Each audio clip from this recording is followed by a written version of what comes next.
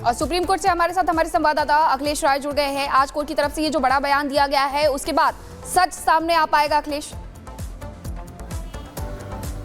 बिल्कुल, supreme court ने एक अलग एसआईटी का गठन किया है। इस फैसले में 5 बहुत अहम बातें हैं। पहली ये कि अब एक नई एसआईटी इसकी जांच करेगी जिसमें कि राज्य सरकार के 2 अधिकारी होंगे, 2 अधिकारी सीबीआई के होंगे और एक एफएसएसआई का अधिकारी होगा और इसको मॉनिटर सीबीआई डायरेक्टर करेंगे। दूसरी बड़ी बात यह है कि इस मामले को सुप्रीम कोर्ट ने साफ तौर पे कह दिया कि हम इस करोड़ों लोगों की आस्था का सवाल है और हम इस मामले को राजनीति का अखाड़ा नहीं अदालत को बनने देंगे। तीसरा मामला यह है कि जो भी इस जांच में दोषी पाया जाएगा उसके खिलाफ सीधे निचली अदालत यानी तिरुपति के निचली अदालत में कार्रवाई शुरू हो जाएगी, चार्जशीट फाइल होगी और उसके खिलाफ कार्रवाई शुरू कर दी जाएगी। सुप्रीम कोर्ट ने अपने यहां जो मामला था उसको बंद कर दिया आप सुनवाई और सीधा ये आदेश दे दिया कि हम अब इस एसआईटी को देते हैं जांच, जो नई एसआईटी है जिसमें ये 5 अधिकारी शामिल होंगे।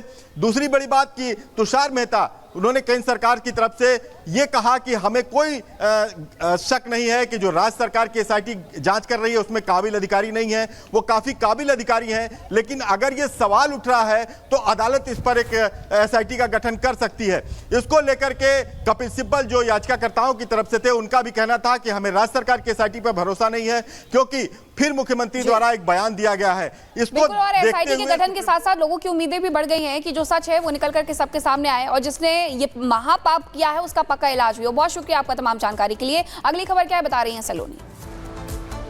थूक जिहाद को लेकर अलग अलग तरह की तस्वीरें उत्तर प्रदेश के अलग अलग इलाकों से सामने आती रही हैं और उसको लेकर निर्देश भी अब जारी कर दिया गया है कि जो पोस्टर्स हैं, जो होर्डिंग्स हैं, उसमें नाम लिखे जाएंगे जो प्रोपराइटर है, जो काम करने वाले हैं उनका। लेकिन इसके बावजूद तस्वीरें आना बंद नहीं हो रही है। शामली से फिर ऐसा ही मामला सामने आया है। ऐसे में सवाल खड़ा होता है कि आखिर इन तरह के जिहादियों का इलाज कब होगा। रिपोर्ट आपके सामने रखते हैं।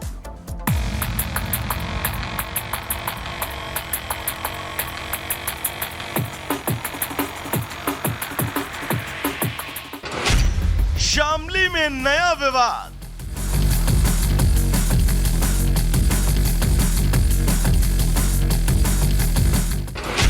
फिर सामने आया थूक जिहाद।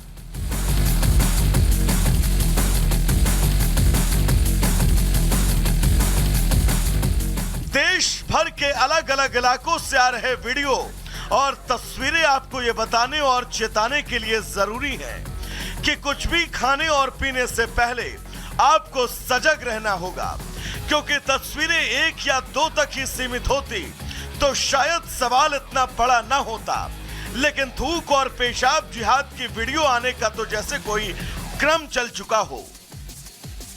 गाजियाबाद की वो तस्वीर तो आपको याद ही होगी जहां एक जूस वाला जूस में अपना यूरिन मिलाकर अपने आने वाले ग्राहकों को परोस रहा था। ठाणे का वो वीडियो भी आपके जहन में होगा जहां एक फल विक्रेता अपने यूरिन को फलों में मिलाकर ग्राहकों तक पहुंचा रहा था। न जाने कितने ही वीडियो जहां तवे पर तंदूर में अपना थूक लगाकर आपको खाने की थाली में रोटियां सर्व की जा रही थी। कुछ ऐसी ही तस्वीर उत्तर प्रदेश के शामली से भी सामने आई, जहां एक नॉनवेज होटल पर रोटी में थूकने का वीडियो सोशल मीडिया पर वायरल हो रहा है। वायरल वीडियो में युवक रोटी पर थूकता नजर आ रहा है। युवक रोटी बनाते समय और रोटी पर थूक रहा है। आपको बता दें कि कुछ समय पहले शामली से जूस में थूकने का वीडियो भी वायरल हुआ था। फिलहाल ये वायरल वीडियो शामली कोतवाली क्षेत्र के विजय चौक का बताया जा रहा है। ऐसे वायरल वीडियो के साथ ये सवाल कि किसी भी धर्म की आस्था, शुचिता और शुद्धता के साथ खिलवाड़ का पाठ आखिर इन लोगों को कौन पढ़ा रहा है और कब तक इन जैसे जिहादियों की इस शर्मनाक करतूत पर लगाम लगेगी। Bureau report, Republic Bharat.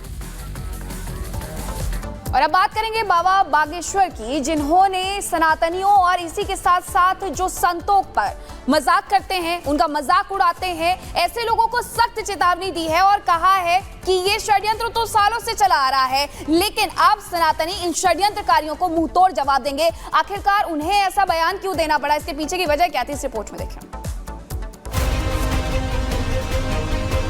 पुजारी कुछ गलत हो सकते, पर सब पुजारी गलत नहीं हो सकते ना। तो सबको टारगेट क्यों किया जाए? हवस का मौलाना क्यों नहीं हो सकता है? बाबा बागेश्वर पंडित धीरेन्द्र शास्त्री एक बार फिर अपने बयान को लेकर चर्चा में आ गए हैं, जिसमें अपने बयान से बाबा बागेश्वर ने मौलानाओं में खलबली मचा दी है। सबसे पहले आप बाबा पंडित धीरेन्द्र शास्त्री का बयान सुनिए। हवस का पुजारी पर क्यों होता है बोलचाल में? हवस का मौलाना क्यों नहीं होता? बाबा सीधा सवाल पूछ रहे हैं कि आखिर हवस का पुजारी ही क्यों कहा जाता है, आखिर हवस का मौलाना जैसे शब्दों का इस्तेमाल क्यों नहीं किया जाता।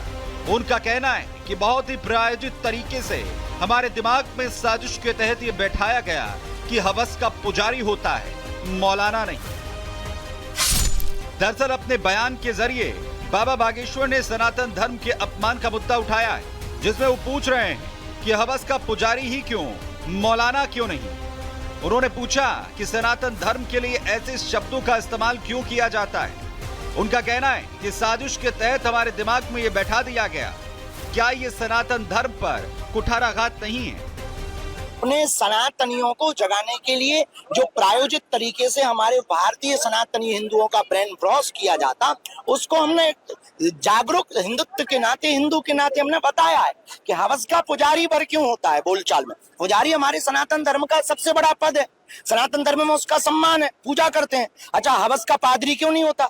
हवस का मौलाना क्यों नहीं होता? अगर ये बोल दिया है तो लोगों को दिक्कत होने लगी। बाबा ने मौलानाओं का जिक्र किया तो मौलानाओं की फौज कूद पड़ी। कहा कि ये बयान बाबा बागेश्वर की सोच बताता है और वो मुस्लिम धर्म के मौलानाओं का अपमान कर रहे हैं। ये उनके नजरिए और उनकी सोच को दर्शाता है। धार्मिक व्यक्ति होकर के धर्म के प्रचारकों के खिलाफ वो इस तरीके से उन जलूल की बातें करते हैं, उनको शर्म आना चाहिए। उनको हमेशा अच्छी बात कहना चाहिए, ऐसी बात कहना चाहिए जो लोगों के लिए दर्स हो, सबक हो, मगर वो हमेशा कुछ ऐसी बात करते हैं जो आपत्तिजनक हो। अब इसमें उन्होंने धर्म के प्रचारकों को, चाहे वो हिंदू हो या मुसलमान हो, सबको कटघरे में खड़ा कर दिया। भाई मौलानाओं ने हमला बोला तो पंडित धीरेन्द्र शास्त्री ने एक बार फिर हमला बोला। कहा हमने किसी का अपमान नहीं किया, हमने सिर्फ साजिश का पर्दाफाश किया है। पुजारी कुछ गलत हो सकते, पर सब पुजारी गलत नहीं हो सकते ना। तो सबको टारगेट क्यों किया जाए? हवस का मौलाना क्यों नहीं हो सकता है? हम किसी भी मजहब के खिलाफ नहीं है, उनको बुरा नहीं मानना चाहिए। अगर किसी को बुरा लगा हो तो लगना चाहिए, उसमें हमको कोई दिक्कत नहीं। जाहिर है अपने बयान से बाबा पंडित धीरेन्द्र शास्त्री ने एक बार फिर से मौलानाओं की नब्ज दबा दी है, जिसके बाद मौलाना आग बबूला है। लेकिन सनातन के अपमान के बाद जो बाबा बागेश्वर कह रहे हैं, उसका जवाब मौलानाओं के पास नहीं है। Bureau report, Republic Bharat.